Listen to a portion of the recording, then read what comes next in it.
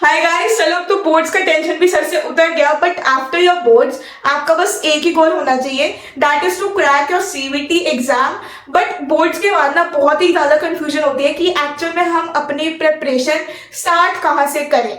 But आपको tension लेने की कोई नीड नहीं है। In this video I am going to tell you the ultimate strategy that will definitely help you to ace your exam.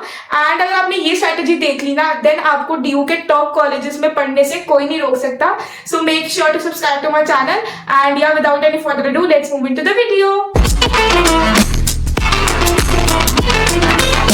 I know अभी आपके boards खत्म हुए हैं एंड आप थोड़ी सी रेस्ट लोगे, मोर देन फाइन, बट इतनी भी केयरफ्री नहीं हो जाना सो दैट आपकी कंसिस्टेंसी सफ़र करे। आप ऐसा करो, जब आपको टॉपिक्स आते हैं या इजी टॉपिक्स हैं उसके ऊपर क्वेश्चंस प्रैक्टिस करो या उसको रिवाइज कर लो, फिर से एक बार उससे गो थ्रू हो जाओ। आई एम नॉट सेइंग कि डिफिकल्ट टॉपिक्स उठाओ भी फॉर 2 days, ठीक है, बट 1 अप्रैल से तो आपका पूरा तैयारी मोड ऑन शुरू हो जाना चाहिए, ठीक है। Then start planning your days. आप देखो कि कौन से ऐसे टॉपिक्स हैं जो हमने बोर्ड्स में छोड़े थे या अच्छी तरह से कवर नहीं करे, उनको पहले प्रिपेयर करो।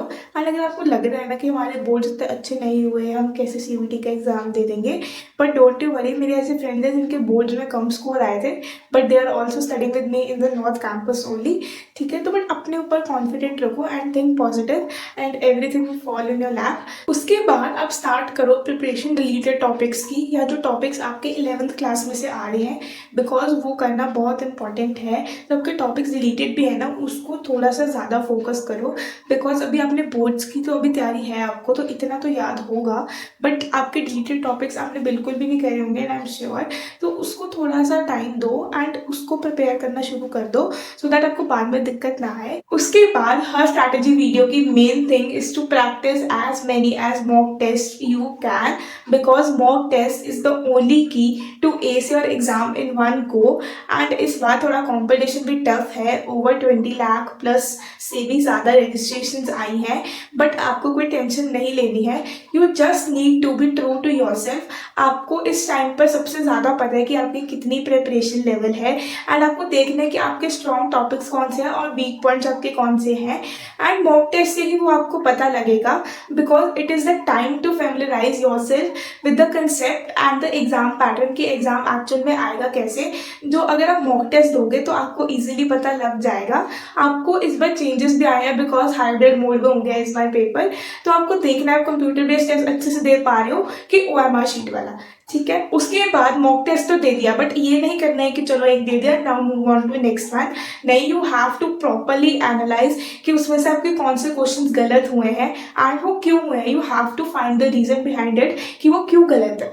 अगर देखना है कि आपका वो टॉपिक नहीं कवर, तो वो टॉपिक को फिर से एक बार रिवाइज करो जाकर and then try to attempt that question in the another mock test, या उस टॉपिक को देखो अदर मॉक टेस्ट में कि आपका वो टॉपिक अब स्ट्रॉन्ग हुआ कि नहीं, एंड आप उसके अकॉर्डिंग देखो कि आपसे क्वेश्चन सॉल्व हो रहे हैं कि नहीं, ठीक है। बट मॉक टेस्ट के साथ साथ आपको पास्ट ईयर पेपर्स भी ध्यान से सॉल्व करने हैं।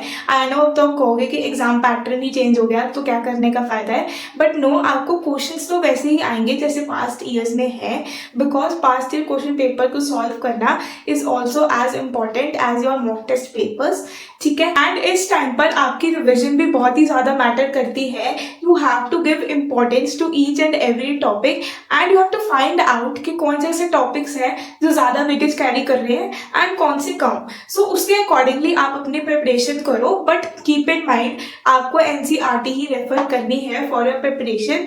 बट कभी कभी ऐसा होता है कि कोई क्वेश्चन एनसीईआरटी में से नहीं होता, बट आपको यही नहीं करना कि मैंने कर दिया क्वेश्चन क्योंकि एनसीईआरटी में है ही नहीं, ठीक है। उसके लिए आप अपनी रेफरेंस बुक्स को रेफर करो एंड उस क्वेश्चन की डेप्थ तक जाओ कि वो कैसे सॉल्व होगा, ठीक है।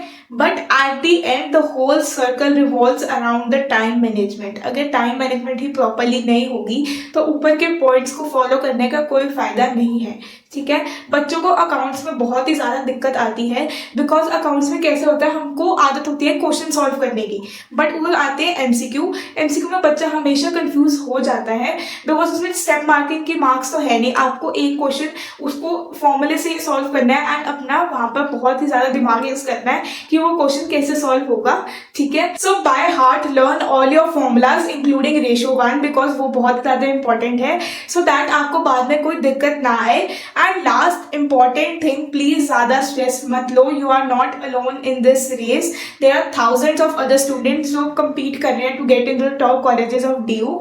एंड अगर आपको फिर भी लग रहा है कि आप ज़्यादा स्ट्रेस ले रहे हो, take a walk with your friend या अपनी हॉबीज को प्रैक्टिस करो, सो दैट कि आप अपने फ्रेश माइंड से फिर से स्टार्ट कर पाओ पढ़ना, ठीक है। सो या this was it for today's video, and अगर कोई भी डाउट्स होते हैं please leave it in the comment section and meet in the next video. Bye.